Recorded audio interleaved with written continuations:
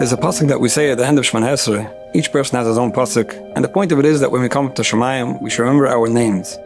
Now, one may think, remember my name? That's not something I usually forget.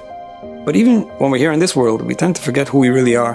I was talking recently to a young man, how he is, how he's doing, and he tells me, I don't daven. I said, you don't daven? Why not? He said, well, I'm a shaygitz, and a shaygitz doesn't daven. I said, what makes you think you're a shaygitz? Well, there are things that I shouldn't be doing that I do. And if that's the case, and that's who I am, then how could I daven? It wasn't a big chiddush to me to hear this. Unfortunately, very many people deal with what I'll call an identity crisis, not knowing who they really are. I wrote a book, Get Along with Everyone, explaining people's personalities, giving understanding to interpersonal conflict, helping people resolve difficulties and challenges with other people. And I came to realize that so many people who read this book are able to assess properly the people around them, whether it's a spouse or children or workmates, family members, neighbors, and when it comes to themselves, they get it wrong. So many kind, soft, gentle people that are assuming that they're really bad, nasty, selfish people, thinking that they're arrogant, and other people that are actually quite self-absorbed, thinking that they're so selfless and always having in mind other people. It's amazing to see how off somebody could be in understanding who he really is. There's an old story of a Russian Yid who is traveling from one town to the next, hoping that by one town he'll get onto a train, get to the next city, and he's in the town, and it's cold outside, and it's nightfall. He can't go on anymore. He's looking for where to stay. He knocks on the door of a tavern, and he asks, do you have a place for me to sleep? The owner says, I don't. All the beds are full. He said, you sure you don't have something, just some straw on the floor, a little mattress? He said, I'll tell you the truth. Just earlier, I had one last place, and a Russian soldier knocked on the door. He needs where to stay. I couldn't turn down a soldier, so I gave him the place. But now that I think of it, he looked pretty drunk. I'll tell you the truth, you could lay down near him. He probably won't even realize it, and you'll get some sleep.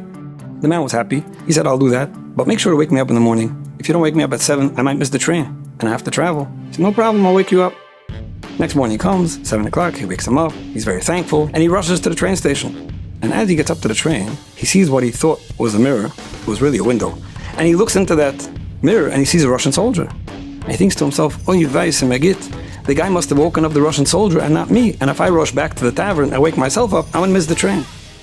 Sounds like a funny story, but this is what happens to all of us. The Yetzer Hara is so often matzliach to get us to not realize who we really are. We have all these doubts. People have good days and they have bad days. People have the good times and then they have the times where they fall through and do not such good things. And we're all like that.